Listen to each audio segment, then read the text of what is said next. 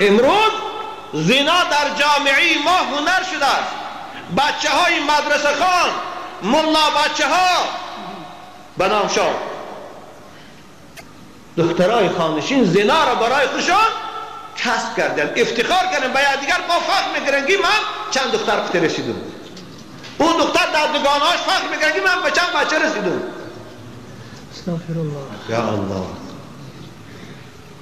پیشترم در زمان شوروی بدبختی کمونیستا زنا بود، پنهانی بود، اما این دموکراسی بدبختی حیوانی انسانها را حیوان کرده است. دیگر نه میدانستگی پروای گناه زنا، نه نمیده، همه برابر شده است.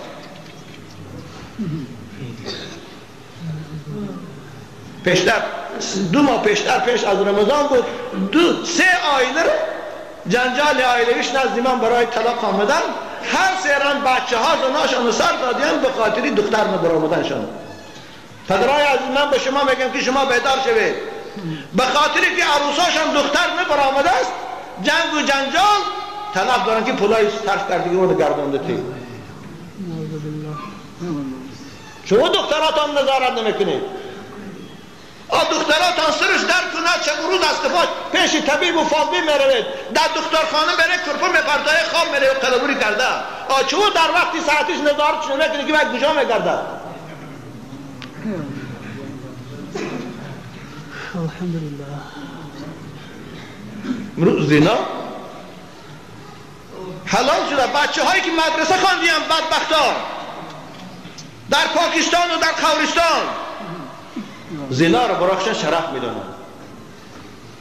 حالا که رسول اکرم میگن لا یزنی الزانی حین یزنی و هو مؤمن، کسی که زنا میکند و ایمان ندارد با اینها ملایی میکنن. نماز تراویح با 8 رکعت اعلام کردن، 28 نیست 8 رکعت. این از خدا نمیترسد، بدبخت زنا میکند و با درباره احکام شرعی نگاه میزنند.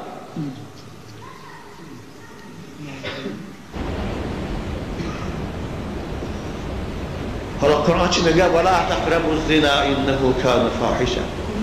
بنابراین اینا نقص دادن که خداوند اینها را گناهشان نمیگذارد. خصوصا خداوند کسانی را که زنا را قباحت میدانند از قرآن از حدیث شنیدین و خواندین، والله خدا گناهشان نمیگذارد. عمر برای یک گناه ناچیز شب و روز گریه میکرد. اینها در وقت زنا خنده میکنند و معیشت میکنند، مگر اینها را خدا گناهشان نمیگذارد؟ ولیست التوبة للذین یعملون السیئات. خدا میگه من توبه را قبول نمیکنم از کسانی که گناه را میدانند، قباحت شو باز گناه میکنند. حتی اذا جاء احدهم الموت، وقتی که قریب پیری شد و مردن شد، بعد دستاش در گریبان